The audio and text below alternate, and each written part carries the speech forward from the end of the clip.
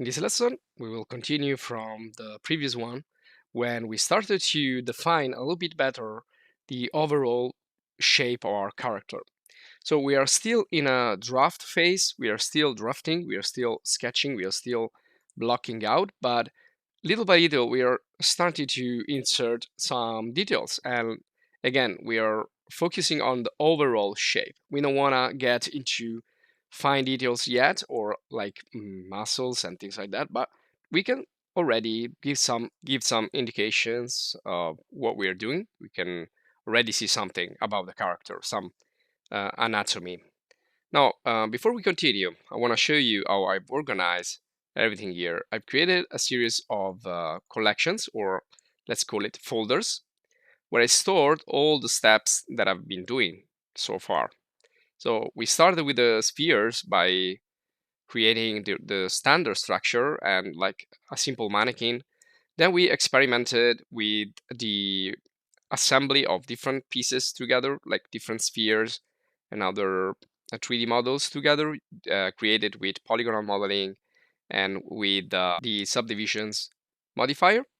And then we started to merge everything together with the remesh, and we remeshed many, many times, and we lowered down the resolution to have a more generic shape to work on. And also, it's simpler to have low poly structure when we are still defining the overall shape. So it's better, it's handy to move few polygons instead of a lot of polygons. Then we moved into something more complex by increasing the level of subdivisions. So it's a back and forward process.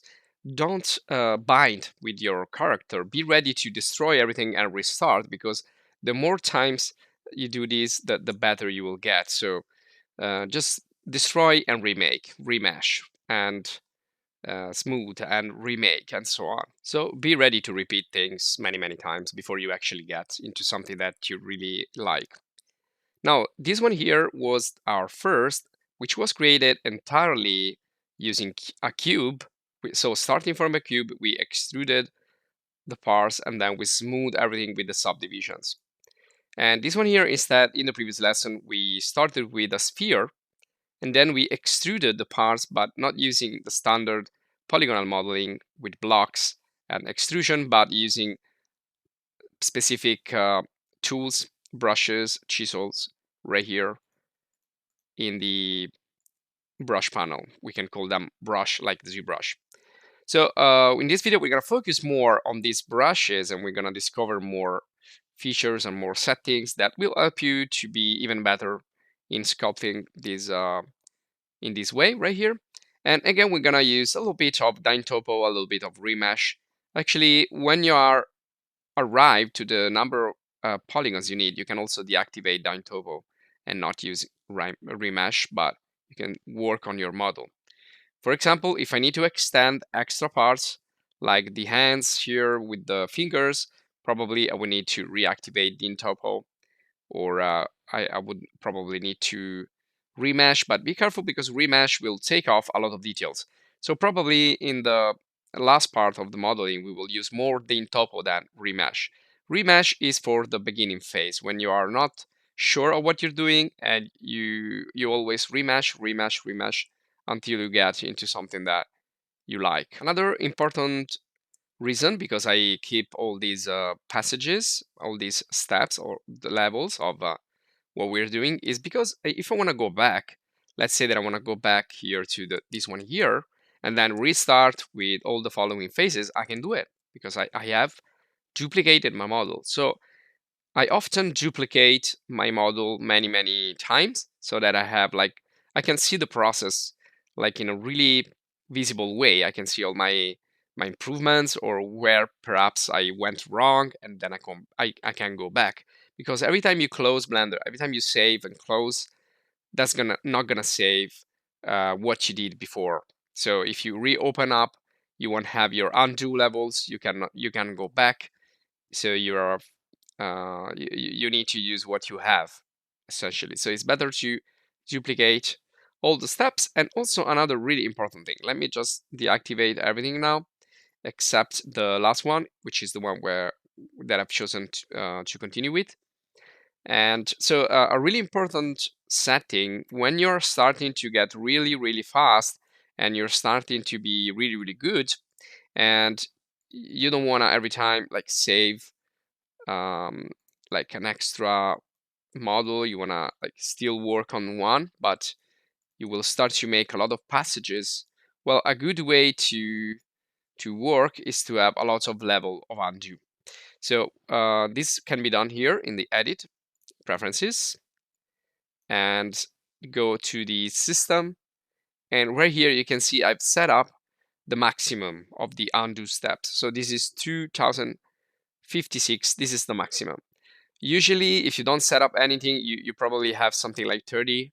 And this is a really low number of undos when you are sculpting, because when you sculpt, it's different from when you model. You create a lot of little operations, little actions that eventually come out as your sculpted model. So here I've just modified a little bit my character, but I've already done like 10 actions. So it's really easy to get to 30 and even higher numbers. So I set up this to be 256. This is really an important setting so that you can work freely and you have like you can save more steps, more passages, so you can go back and forward if you think you did something wrong.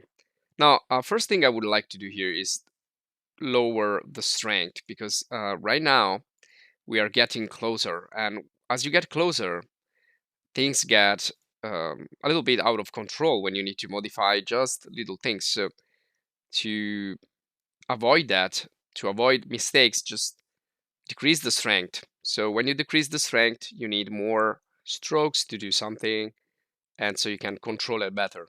And also when we zoom more in, we can of course have a smaller radius. So we can also adjust it with that.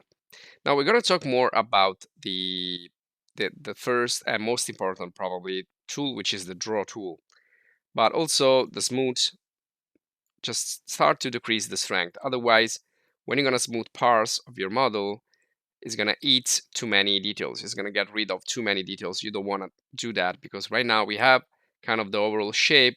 We want to work with details, but we don't want to get rid of everything. So see here, I'm just slowly and slightly changing my topology. So we don't want to insert details yet. We just want to work with the overall shape. And I'm going to show you some extra options and features with the brushes that we already use. So the most important one when you are defining the shape are the draw brush, and this can be used later for details. We saw inflate. This is definitely one of the best, especially when you use the snake hook or something that will get your geometry too thin.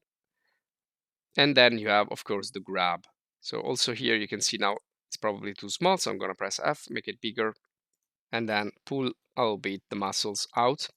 So this is definitely another really important one. And then you have elastic, which is pretty similar. And again, all these brushes work in the same way. So if I move a little bit outside, I'm going to affect a larger area. If I move inside, I'm going to move just little parts of the shape. So once you understand which one are the best tools that you want to use, you can also right click on one of these and you can add it or remove it from quick favorites. I'm going to show you these quick favorites, what it is and how you can get it. But another thing you can do is change the shortcut or remove the shortcut. So if I go here and click, you can see I can press a key for this brush and I can set up a shortcut key. So let's say that this is 1. So I press 1 and you can see now my shortcut is 1. So this is to be real fast when you select the brushes. So if you know that this is your first, you can set up to be this one 1 and this one 2 and the other 3, 4 and so on. Otherwise, you can just memorize the letters. You can see that you already have many shortcuts applied. Now, where is my quick access toolbar or